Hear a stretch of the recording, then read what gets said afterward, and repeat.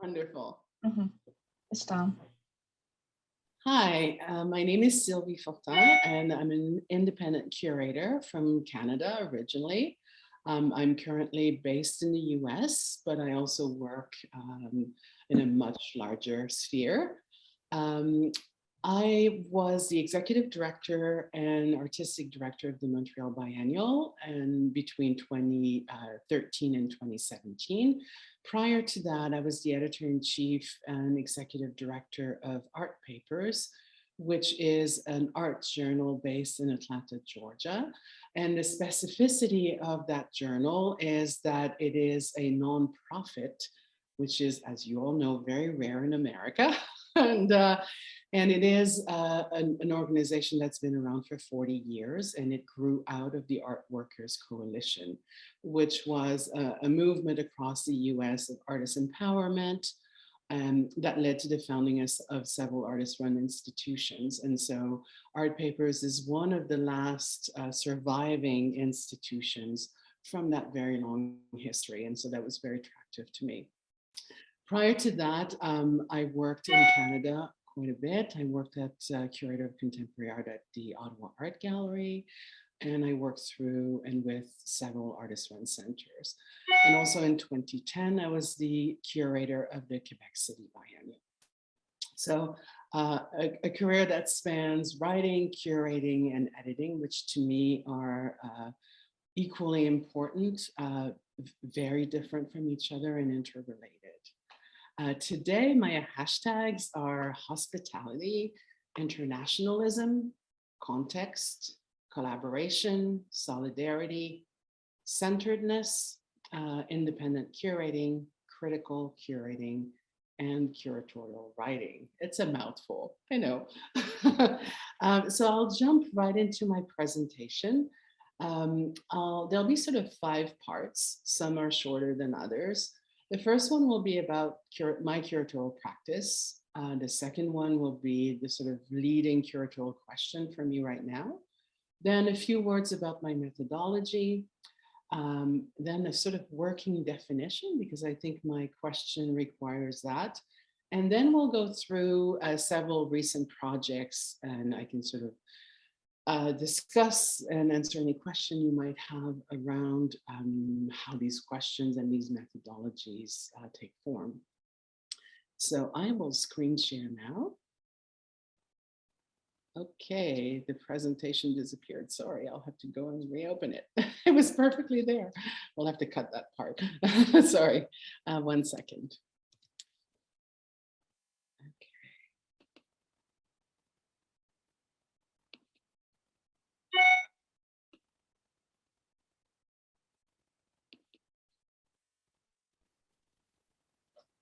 Sylvie, sorry to interrupt. Yes. I suggest you turn the sound off of your computer, I think. Oh, yes, I am so sorry. So busy, curator, because lots of emails bothering you. Okay. Let me, how do I do that? Okay, if I turn my sound off, I will not hear you. Let me turn my phone off. Or actually, let me just quit the email so the sound probably won't come through. Sorry about these technical. Not at all. It doesn't matter at all. Okay. Quit mail. Perfect. Okay, great. Thank you. My pleasure. I'm sorry about that. Okay.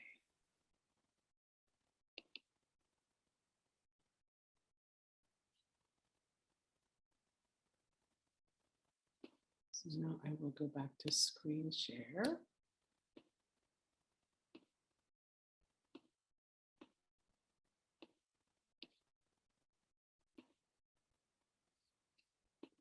There we go.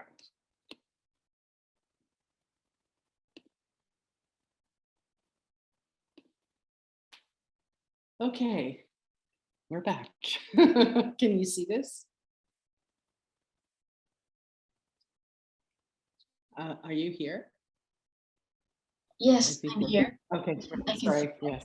Mhm. Okay, so what we're looking at right now is the cover of the journal called Public that I edited earlier this year, and I will talk about it briefly, but we'll have this image as I'm sort of talking through questions of practice and methodology. My curatorial practice, which I currently call critical curating, is premised on risk, experimentation, collaboration, and solidarity. While critical curating is in part informed by the methodologies and practices of criticism, art history, and theory, it differs from them in several significant ways, often hinted at by contemporary artistic practices. Critical curating embodies the present in presentation. It posits the performativity of the exhibition, not as an apex, but as a point of visibility along the arc of a practice. Beyond the traditional notions of research, process, project, outcome, and assessment, critical curating engages the continuum of art and exhibition making and thinking more intimately and urgently. Critical curating also actively, if not materially, hosts the presentation-shy dimensions of contemporary practice, including online dialogues, regular practice of studio visits, wild and unformed ideas, unrealized and unrealizable projects, and work that is either invisible or that purposely lacks opacity or evades presentation. It welcomes practices that escape the publicness on which criticism and history predominantly rely, without relegating less visible practices to the archive. While the contours of curatorial, critical, and art historical practice may seem identical, their texture and their thickness, as well as their intimacies and their temporalities, differ substantially. My practice seeks to give form to the experimental potential of critical curating by exploring the stealth yet ubiquitous work of hospitality on many spheres of contemporary life. So that's kind of how I'm defining my practice right now, trying to articulate what matters to me, what is troubling in a beautiful way, and trying to define that. So my curatorial question, since 2017, my curatorial practice has focused on one thing, which is the exploration of what I call the currencies of hospitality. And, okay, sorry. There is a slide. There we go. And just briefly, why I'm using the terms currency and what the term currency does for me.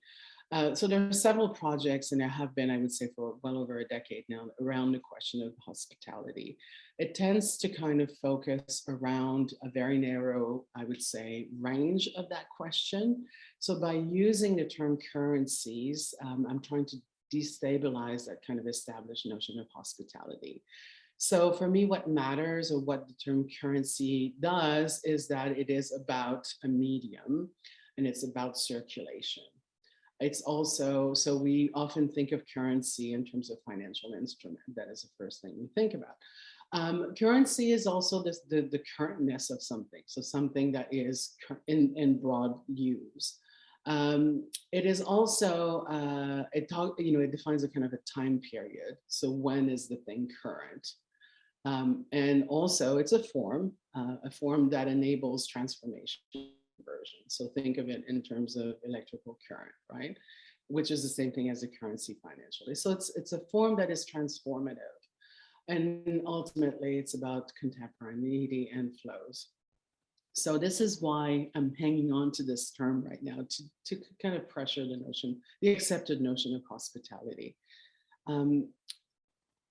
So what I call the currencies of hospitality, which is manifested so far in my work through research, exhibitions, criticism, and public programs. This investigation is born of a refusal of the related failures of political and aesthetic hospitality that define contemporaneity and a commitment to building new cosmopolitanisms with and along contemporary artists. In this presentation, I will briefly discuss some of these projects. Ultimately, this curatorial research into the currencies of hospitality seeks to open up a space to think through some critical artistic questions that have so far been foreclosed by both aesthetic theory and the narratives that we use to understand political events. This is premised on a bet. Some artworks, contemporary and historical, present new models of hospitality, recasting both host and guest, that go far beyond the usual notions of appropriation, institutional critique, relational aesthetics, social practice and embeddedness, improvisation, and the remake. These are all the terms that we use in our world. So there's like an elephant in the room that is basically producing all these terms. And I'm trying to get beyond these terms to the thing that is hidden behind them. And these need to be experienced, articulated, debated, and theorized. And so to do all this, I tend to do this for every project or question, there's a specific methodology. You can't approach every question with the same tools and the same approach. So for this project, my exploration of the currencies of hospitality has been intentionally developed under conditions of hospitality through a sequence of curatorial residencies, whereby I rely on the hospitality of different structures. And these include art institutions and collectives, research institute, community organization, and so on. In aesthetic, ethical, political, and methodological terms, the pleasures and the pressures of hospitality have informed the project's condition of production. They also necessarily inflected social reproduction. And here, just as a quick aside, of course, COVID halted the project because it was no longer possible for a period of time to travel and be hosted, and it's radically changed residencies. And so I'll talk about how I approach that a little bit later and the kind of next phase of the project. But first, I think we need to define what or how I understand hospitality. So my project is premised on a working definition of hospitality as unconditional, symmetrical, and contradictory. Etymologically, hospitality and hostility stem from related words. So a subtle threat underpins all hospitable relationships. In some languages, such as French, which is my first language, there's a host and guest is the same word. We don't have two words to define these positions. They're contextual. You know which place is yours depending on the context. And that word is hôte, which is basically host. So the positions are context assigned and reversible. So hostility is nestled in hospitality. So co-produced hospitality is a form of interpolation. It's a form of interruption. It's a call and a response. There's no such thing as an expectant a priori host. No one is a host. You become a host when a guest shows up. The guest makes you a host, just like the host opening the door makes you a guest. And so here we sort of hear the sort of echoes of mostly European and American also, immigration policies, these countries thinking that they are host countries with their colonial legacy of being really invasive guests. So I think it's really important to, nestle that notion of hostility within hospitality to think through these questions very precisely. So because everything is, I guess I would say as a result, hospitality produces its site, which again is a huge theoretical question because the model for hospitality is often the home. So it's often cited as a specific space, the home country or the house. And so what is really crucial is to free hospitality theoretically from this notion of the home, to sort of set it in motion. Hospitality is usually considered a philosophical concept with juridical implications, an ethical concern, or a socio-political practice, or sometimes even the hospitality industry. But hospitality's sphere of influence is far greater, and its currency trades across most human relationships. Yet its exchange rates are as unregulated as they are untraceable. And so my project has been about looking at the ways in which hospitality manifests outside of this kind of political, theoretical notion in daily life, in many spheres of social life. And so here is kind of an outline of areas in which the project is manifesting. Some of them have been studied quite in depth yet, and others not yet, but it's sort of a constellation of research question around hospitality. And I should also say that when I started this project in 2017, I thought this would be like a 3-year project, 3 years of research, and then maybe 5 years with all of this presentation. And now, we are 4 years in, and I realized that actually it probably will be the project for the rest of my life. And I think that that's really interesting insofar as typically institutions have mission statement or long-term projects. Independent curators rarely do. They tend to, they may have an approach or a methodology, but it's the research question often shifts. Necessarily because independent curators are often, invited by institutions for one project. So what does it mean for an independent curator to basically decide that their practice is about one thing, that they have one research question or one kind of mission? And how does that change the relationship with institutions? So it's a big experiment. So these are some of the questions here, and you can read them. So I'm not going through to read them for us. But basically there have been 3 areas so far where my research has been focused, and I'll talk about them briefly. And they are the sort of notion of the body in hospitality, the question of habitat and hospitality, and then the question of this hospitality of speculation. The others are being considered, but they've not really crystallized into a project yet. The next questions for me, the next 3 questions is really thinking about the art residency effect. So thinking about, again, the kind of conditions of production of my project. In the context of the I would say what art residency produce or how they impact the sphere of contemporary art. And then the other 2 questions will be the languages of hospitality, which to me is super important. And then this question of hospitality as elaboration. The other thing that I should say about how I define hospitality, so we've talked about the relationship to hostility. The other really crucial component is that hospitality is not transactional. What I mean by that is that when you engage in a hospitable relation, there is no notion of debt or duty or something that you must either pay back or pass forward. So it's a duty-free relationship that is outside of these notions of credit and debit. And that to me is really important. So framing hospitality from the home, the fact that it is duty and debt free, those are the really, really important theoretical questions. And so we'll jump now to some recent projects. We started the presentation with the cover of Public.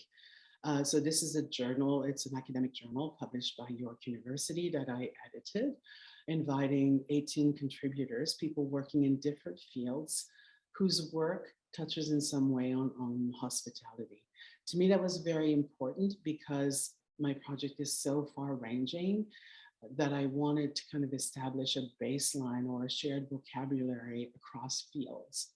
And so the journal was a way to do that, inviting artists to do new projects as well as researchers and theorists, so that together, through this collaboration, we're kind of establishing this shared vocabulary that will then sustain all the future research.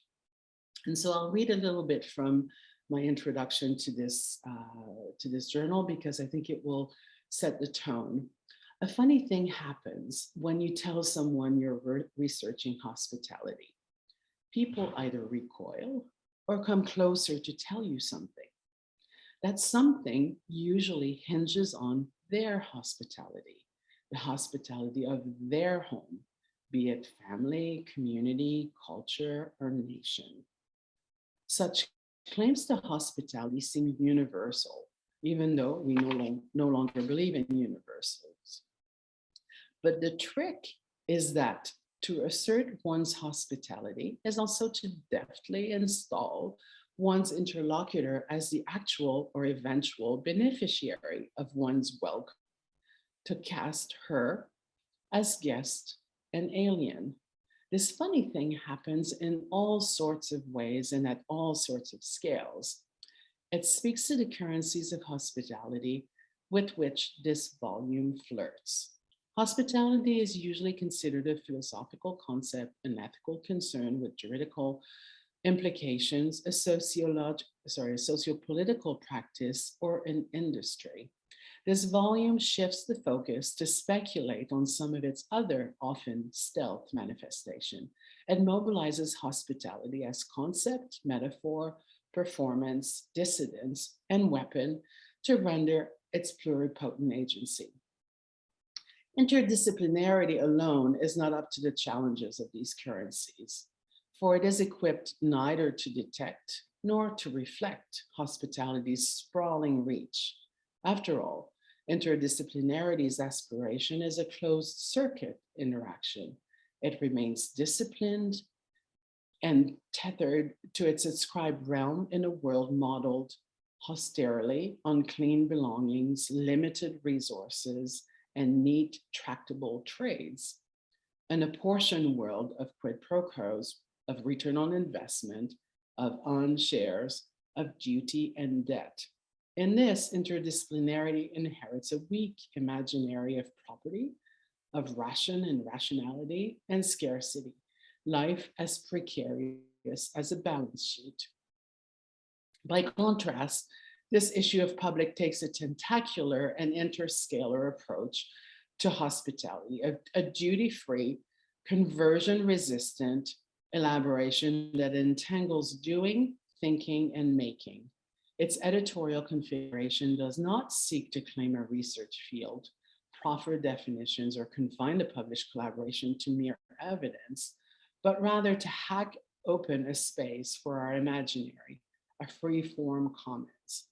It's also a critical curatorial endeavor that activates a specific form, here, the printed publication, as site for assembling artist projects, fiction, scholarly research, and other undefinable forms to approach some of the unexpected valences of hospitality. It invites us to follow hosts, guests, and ghosts who fluidly swap roles and places as they enact hospitality in practices of walking, gathering, flying, eating, drinking, playing, partying, teaching, and loving. So this was sort of the overall approach to this journal.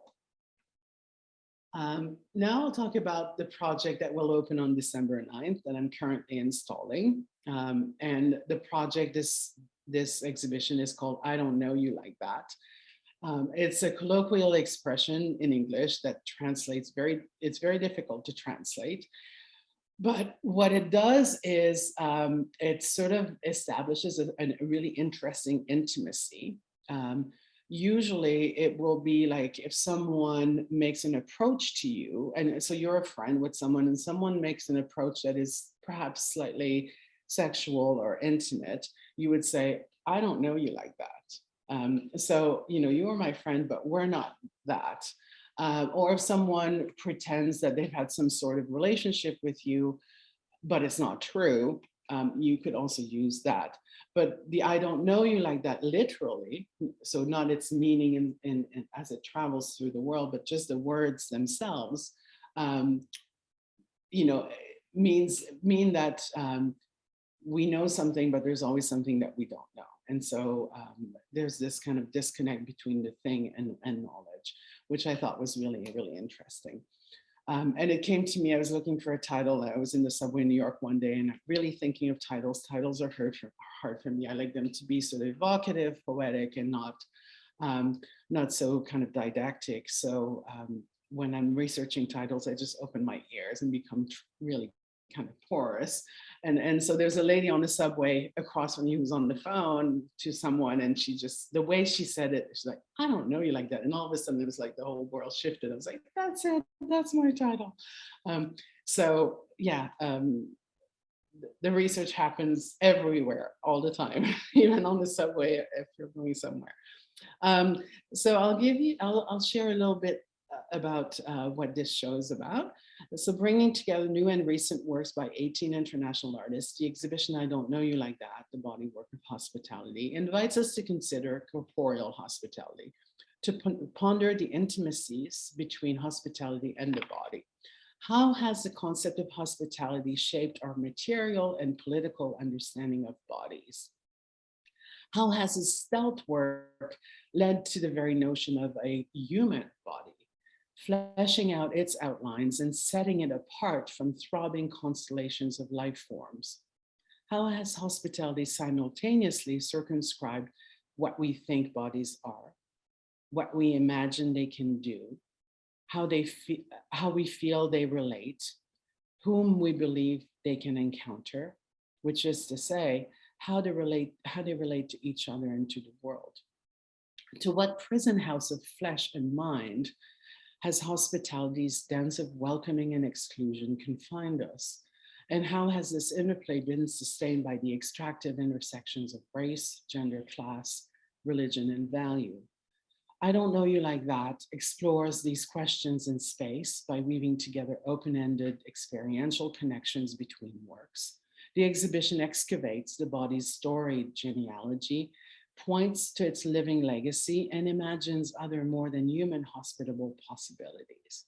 In the process, it joyfully welcomes a host of other interspecies intimacies and live-wired storylines. So this project, this dimension of the Currencies of Hospitality project I've been researching for over 3 years, and its first manifestation is now. Also, I would say that my projects tend to travel, but they're not traveling show. They radically reconfigure in terms of the work selected, the artists in the show as they travel, adapting to the context. This project also comes out of a relationship with the Bemis Center, which is in Omaha, Nebraska. That is a 3-year relationship that we negotiated together. The Bemis Center usually welcomes a curator in residence. Typically, that relationship is a 1-year relationship full-time, so 12 months. In working together, we changed the temporality and the relationship, also because of my project on hospitality. And so we shifted it to a 3-year relationship that would be sort of partial. So it ended up being the same 12 months, but spread over 3 years, allowing for more research time, but also more time to understand the community in which the exhibitions happen, and to really develop collaborations, because often people are invited to work and within 6 months to develop a show, to connect with the community and to develop in-depth relationships. Well, that's impossible. So there is often a disconnect between the desires and the sort of form that is put in place. And so as part of, again, this kind of commitment to a soul question, which is this question of hospitality, really taking every opportunity and thinking it through in terms of how is the project sustained and how is my partner's objectives also met. And so starting to work with the Bemis Center for 3 years, because I work also in a very, I would say, connected way, the first thing was to kind of focus what people do here, how How do they live? What are the main industries? How do people imagine themselves? What are the questions that are really pressing here? And three questions came to the fore. The first one was, and I'll talk about it in a minute, was the environment, the question of basically hospitality in the environment. So Nebraska, which is the state where Omaha is a big agricultural center for the US. The main two productions are corn and soy, but these are not for human consumption. So they are mostly for the production, for example, of ethanol, but also for cattle, so for animals. So you have, vast agricultural productions, very little of which can actually be eaten by humans, and extensive use of pesticide and monoculture. So that was a very important question because it touches on so many people's lives. The second question was a question of inflation or speculation. So for a long time, the two kind of richest men in the world were Bill Gates and Warren Buffett. Warren Buffett is basically an investor whose company is Berkshire Hathaway, and their headquarters is here in Omaha. So predominant industries here are banking, insurance, international logistics, and transportation. So, and these are fields that employ many people here. So there is this knowledge, and it's perceptible in everyday life, this kind of negotiation of those kind of economic dimension of life. And then the third question is, which led me to this exhibition, is that Omaha is one of the centers in the US for transplantation, and also the sort of leading center for pediatric transplantation. So again, there is this very well-known, wide, vast sphere of social life here around the body. And so these three questions led to my three projects here. And so this is a project that was initially, before COVID, going to be a performance. And because of COVID, we were halted right in production, and it became a film. So again, forms needing to shift, adapting and hosting the sort of pandemic reality, and shifting the way that we work, but the project remained the same, and it was this question of the new inflation. So this is, I became a film producer instead of being a curator, so this is a recent production with the Argentinian-French artist Liv Schulman. It ended up being a feature-length film, which is currently in post-production. But this project allowed me to begin to grasp the ways in which economic forms, such as inflation and speculation, become embodied, how they infiltrate language, perception, desire, and inflect social relations. And so with this dimension of the project, of the research, it started with a collaboration with an artist that developed into a film, and that is now leading to my next question for next year and the following year. And so this next question is looking at the intersection of hospitality and economic concepts and forms, such as inflation and speculation, and trying to understand the role that hospitality plays in the emergence and dissemination of these concepts and form. And in addition, and I would say partially because of this collaboration with Liv and because of COVID, I've decided that it's time to sort of explore hospitality from the other side, to reverse the roles and to explore the potentials of hosting, albeit on a small scale and outside institutional confines. Now is the time to elaborate the social reproduction of hospitality, and economics in this question of speculation seems to be like an interesting vector. In Argentina, inflation is quotidian and currency fluctuation is the norm.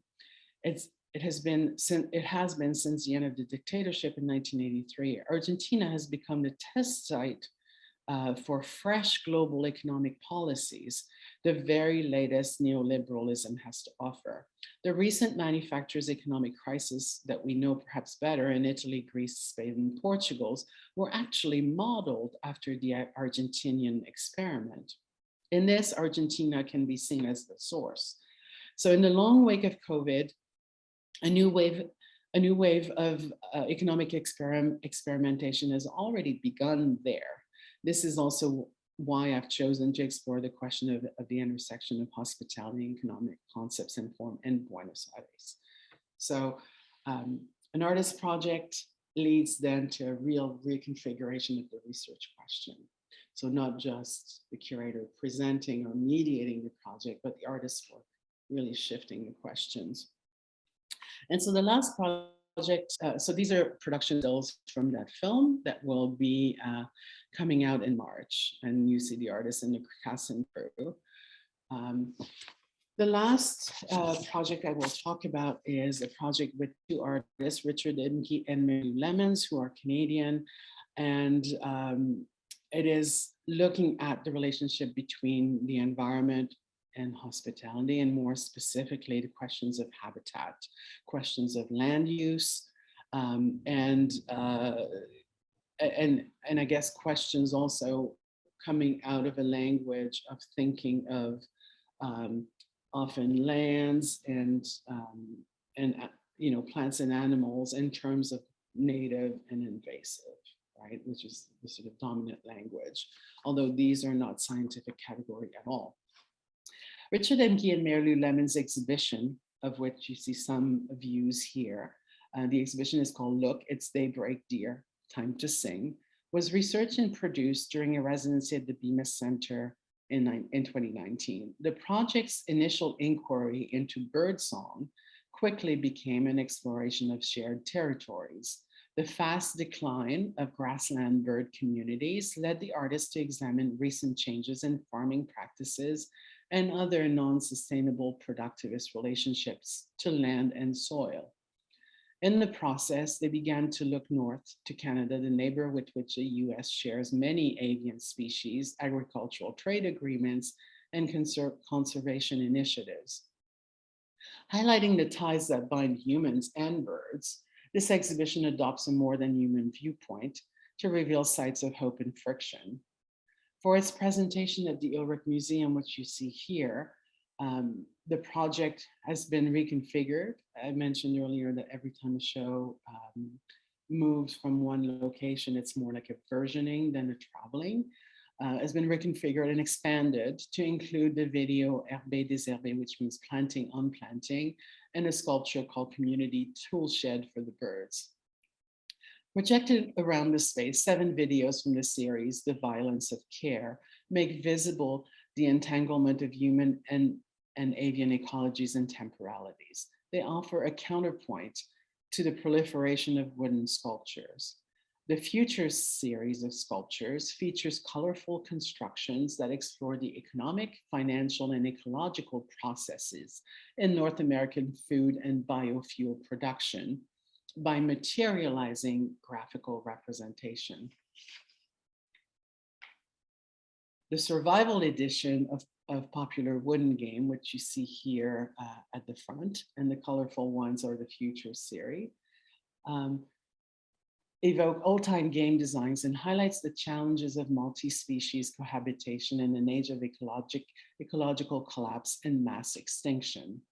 A playful new sculpture that you see here on the right is called Community Tool Shed for the Birds, and it invites us into a rich cognitive universe of birds through a shed that holds implements that birds are known to use and that could be useful to them. And so this piece, I mean, the pieces there really talk about this cohabitation between humans and birds. And the last one here kind of tackles this notion of tool use, which for a very long time was deemed to be the prerogative of humans. Only humans used language and tools. Well, of course, none of that is true. And so it builds on the recent research of tool use of various kinds by birds, and tool sharing, also the sharing of knowledge of how to use these tools.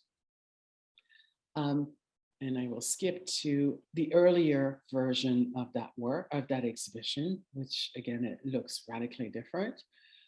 So the work adapts to the space, but also adapts to the context. So Wichita is Wichita is in Kansas, and it's another area of agricultural production that is important in the US. What is specific there is that there is a wonderful institution called the Land Institute that has been looking at sustainable perennial culture. And so the work is in relationship to the sort of knowledge that is produced by this community of people in Kansas. This exhibition is moving next to Prince Edward Island in Canada, where we are looking more specifically at the sort of colonial underpinning of land use and land division and its relationship to agricultural practice. So taking a long view, looking at the kind of extractivist relationship and its colonial underpinning. What's really interesting about Prince Edward Island is that that sort of relationship with British colonialism is very easy to trace insofar as it's a very small island, and much of the island is still owned by the families to which the lands were granted during conquest. So it's still basically about 20 families owning the entire island. So that is the next area of the research. And so here are some of the sculptures I was talking about, which is about kind of materializing, rendering sensate, something that you can see and feel, these very abstract forms that economists and that field have used to share knowledge. And so the abstraction of these graphs and these drawings, of course, put you much further from the reality. And the idea here is that by making these representations sensate, something that you can see, that you can feel, and as you see here, they're very precarious, kind of indicating that these are constructions that are very easy to disassemble. So a simple sleight of the hand could radically reconfigure this form. So it asks this question of what can we do together, and how do we take hold of these forms and perhaps transform them. And some stills from some of the videos. The last thing that I want to talk about has been my approach to writing. So when I started this hospitality project, it really, because editing, curating, and writing are crucial dimensions, as I said at the beginning, it really asked me to reconsider, how do I write? What is the role of writing?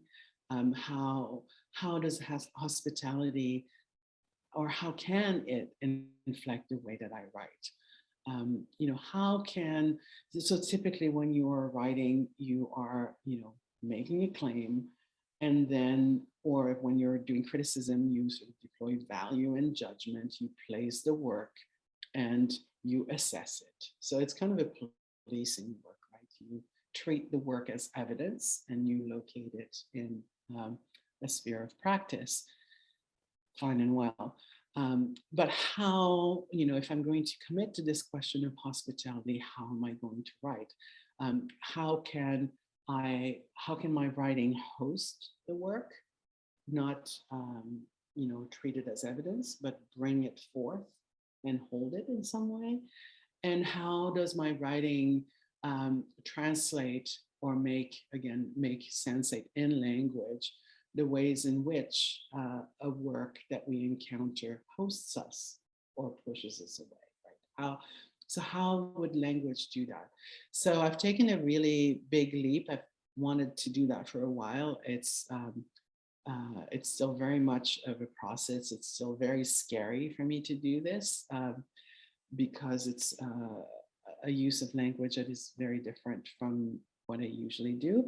But these are two, so I've had the opportunity, thanks to several institutions. In this case, I would say my big sort of jumping ground was the text that you see on the right, the Viscolum Soul Clear, which was commissioned by the Fondation Ricard in Paris to write a monographic text on Jean-Charles de Quillac. And then a year later, what you see on the left is Art Agenda inviting me to reflect on the writing of that text. So it's kind of a meta text, thinking about the writing of. And so that opportunity has been tremendously important, and hopefully the way forward, or a small step towards what I would hope to do with writing. So I will leave it at that. I'm sure we have some questions.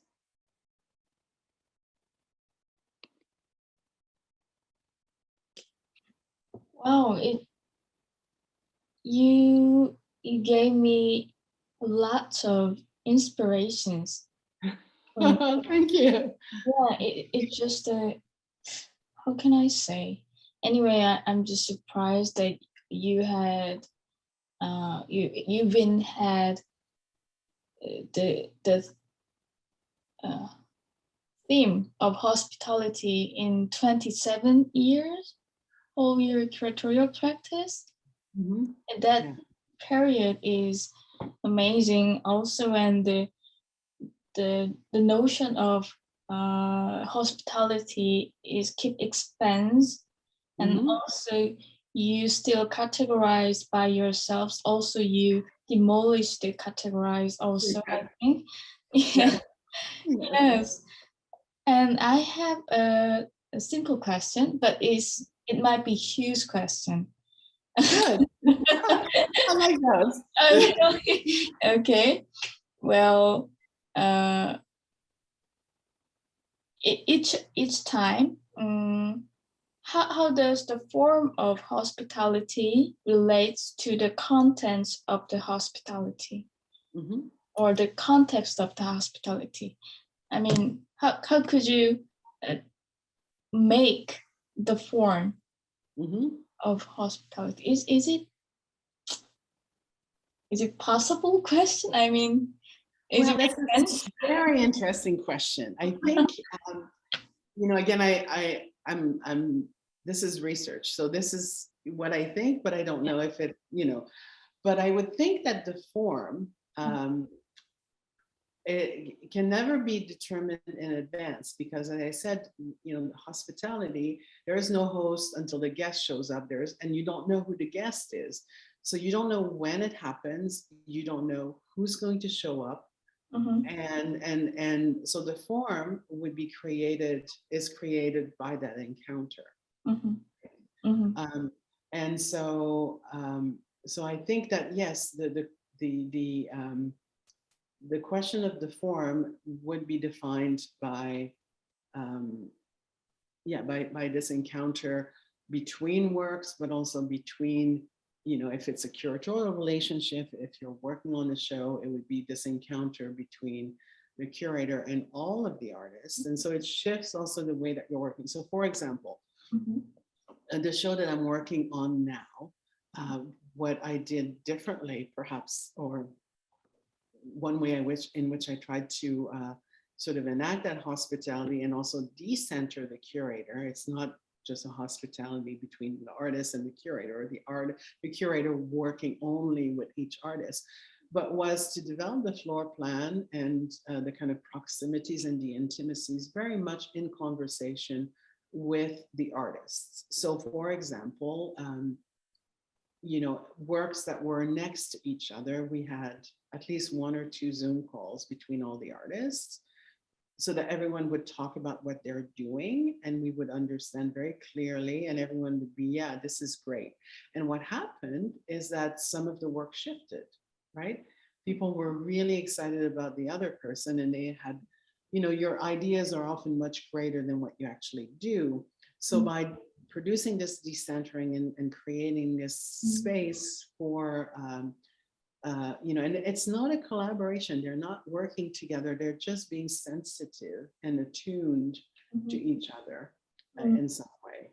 And so it's been like really, for me, also really productive and more than productive, like super exciting. Yeah.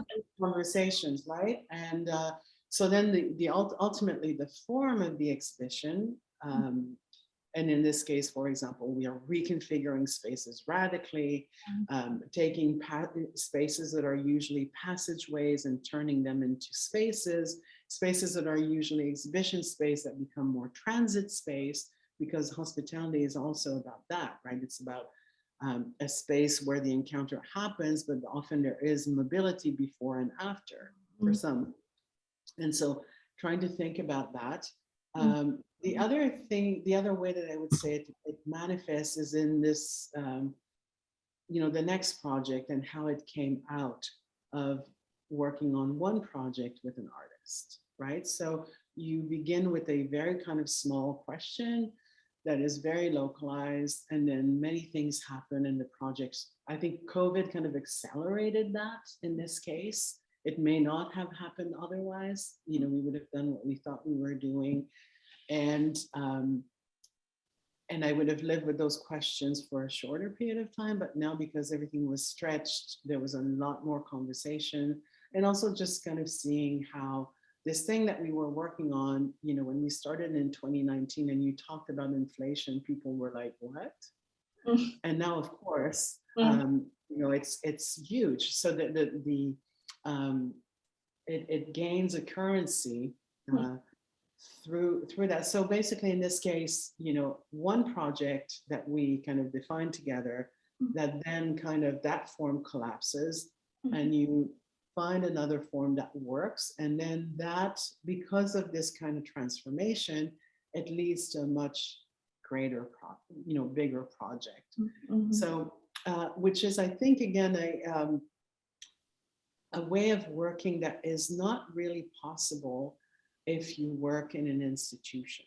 Yes. Because at the end of the day, you're, and there's great pleasures and great advantages. I'm not saying institutions are bad, not at all. Of course. It's just that it depends on, again, what is your research question as a curator, and then how do you find the space or the structure for that question to be best addressed. So, yeah. Wow. I can feel full of tensions. I mean, the hospitality has full of tensions in there. Yes. And that makes you and all the participants or the hosts or guests, they feel fascinating about that tension also. Yes. And through those process, I think you have to have full of stamina. Yes. Yeah, I guess, yeah. Yeah, I mean, it's... You can change your role, but also you have to keep the hand about the direction of the whole situation. Yes. Even it is kind of happening. Yes. Yes, and to keep your hands, but also to be open, because again, the guests might show up and have much better ideas, and say you need to build a new room on your house, or so yeah, I would say diplomacy, but really I think really listening. Listening. So it's both. It's having a sense of direction, but keeping open. And yeah, sometimes it can be a difficult balance, but it's very rewarding. So yeah. That is such a very much important and also interesting point. I agree. I totally agree. Yeah. Okay, Sylvie. Our recording is over, but after the other crews, we're gonna watch this video, and they're gonna make the other additional questions. It is maybe or not, but the other crews will gonna do that. So if they have another question, and I will email to you. Great. And I will share both the PowerPoint and the text with you. And yes, please. And if you need anything else, please don't hesitate. The one thing. Yes. For the cross-curatorial archives. So about your simple one question, please. Is it okay? My simple one question. Yeah, it's the hardest thing. It's simple but easy but hard. My simple question. Wow. I need to think about that. It's okay. The question is related with your presentation. It is fine. So yeah.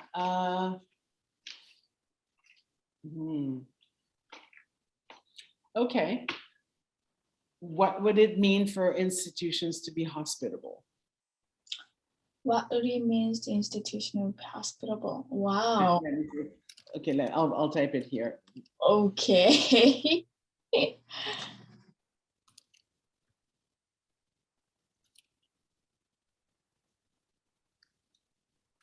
There we go. Yes, thank you. Oh my God. Yeah, it's a question that has no value. Yes, of course. I think Natalie want to speak something right now, but she's feeling mute. Or it could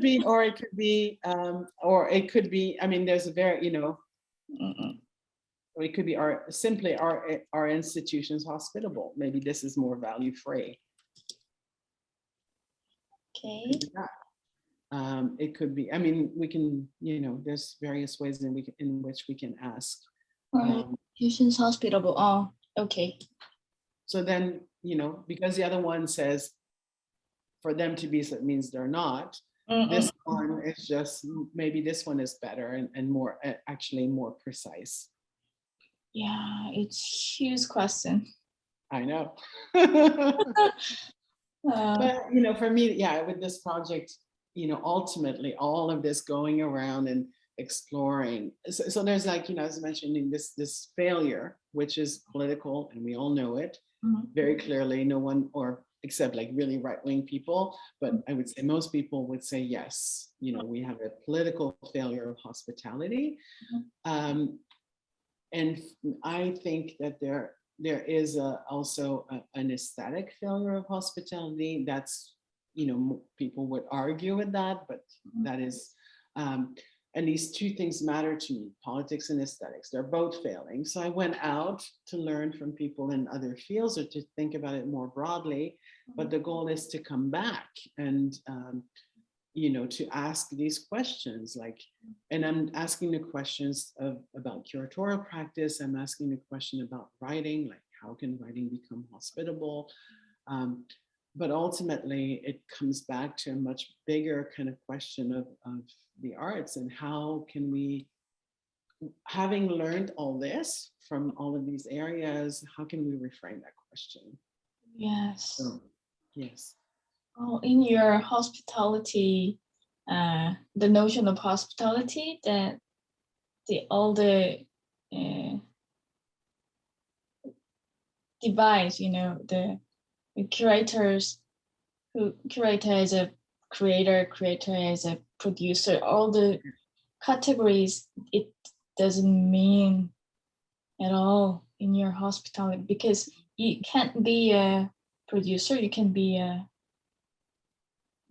host and guest, you can be a creator also, all the critiques. Yes. Yeah. Great. Yes. Okay, Sylvie, thank you for your passion. So much. I'm really thankful for the opportunity, and I hope we can continue the conversation. Yes, please. And hope to your great success. Great success? What is mean success? Great success.